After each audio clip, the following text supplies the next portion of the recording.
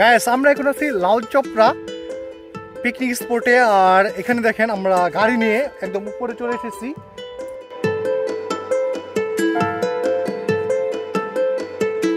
ওইরকম দেখার মতো কিচ্ছু না, বাট আপনি ওয়ান টাইম দেখার জন্য আসতে পারেন এখানে।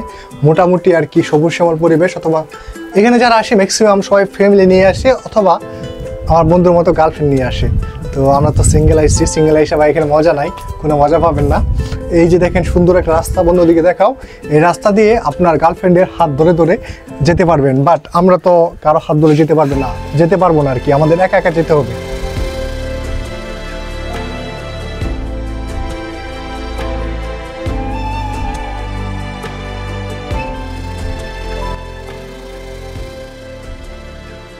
হ্যালো এভরিওয়ান, আসসালামু আলাইকুম। আশা করি সকলে ভালো আছেন এবং সুস্থ আছেন।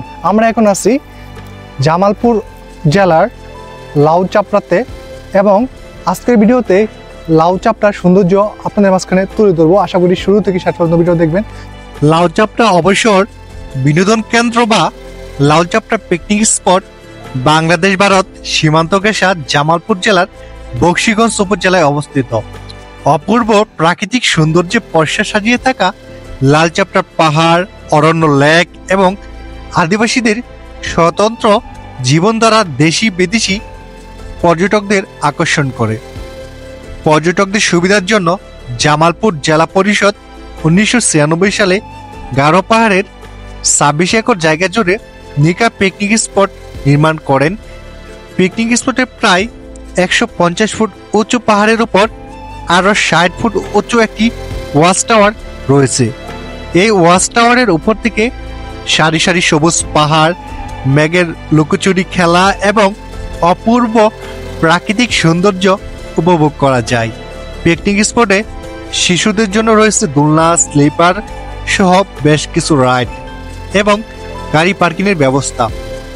পার্কে প্রবেশ করতে 10 টাকা দিয়ে টিকিট সংগ্রহ করতে হয়। এখানে আছে আমার বন্ধু জাকির। হাই, কেমন লাগতেছে বন্ধু তোমার? খুবই এক্সাইটেড। তো আমাদের এই সাইডে একটা ব্রিজ আছে।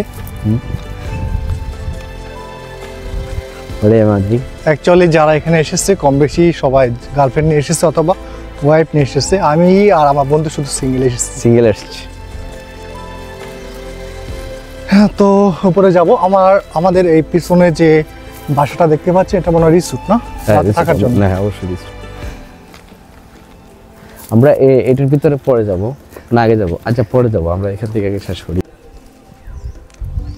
তো আমরা আছি এখন, এটা মনে হয় পুকুর সিস্টেম আর কি, বা নদীর সিস্টেম করছে আর কি।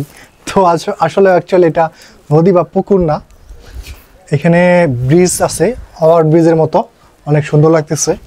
আর চারপাশে অনেক সবুজ শ্যামল পরিবেশ। অ্যাকচুয়ালি জামালপুরের যে লাউচপড়া পিকনিক স্পটটা আছে এখানে ওইরকম দেখার মতো কিচ্ছু না, বাট আপনি ওয়ান টাইম দেখার জন্য আসতে পারেন এখানে।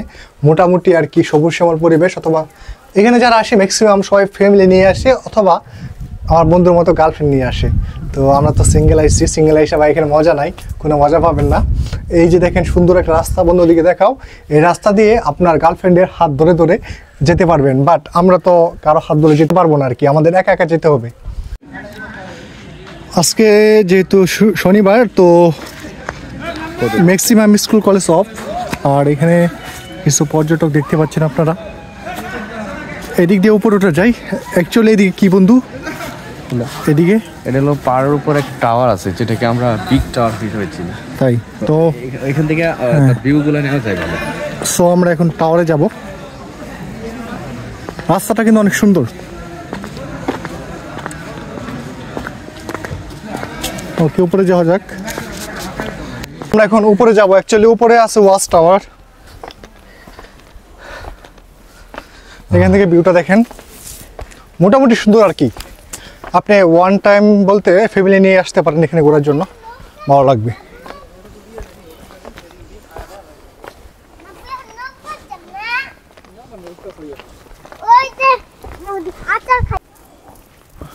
ওয়াও, ইটস লাইক রাবার বাগান। So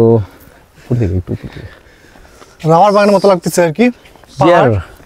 direct Amazon magic rain forest.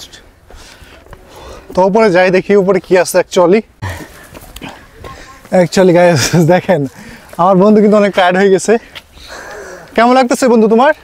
খুবই এক্সাইটেড, মানে খুবই ক্লান্ত। উপরে উঠতে কেমন লাগতেছে? এই বুঝে জীবন যায় অবস্থা। তাই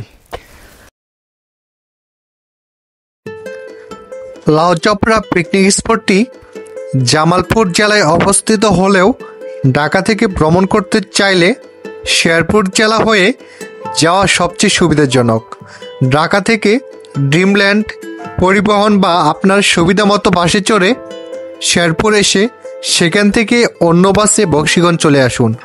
বকশীগঞ্জ থেকে রিক্সা বা ভ্যানে করে সহজে লাউচাপড়া পিকনিক স্পটে যাওয়া যায়। আজকের ভিডিওটি মূলত এ পর্যন্তই। যদি আপনি আমার পেজে নতুন হয়ে থাকেন আমার পেজটিকে একটি ফলো দিবেন, এবং যদি আপনি আমার ইউটিউব চ্যানেলে নতুন ভিউয়ার্স হয়ে থাকেন অবশ্যই আমার ইউটিউব চ্যানেলটাকে সাবস্ক্রাইব করবেন। সবাই ভালো থাকবেন এবং সুস্থ থাকবেন, এবং ভিডিওটা কেমন হয়েছে কমেন্ট করে আপনার মূল্যবান মতামত জানান। ধন্যবাদ।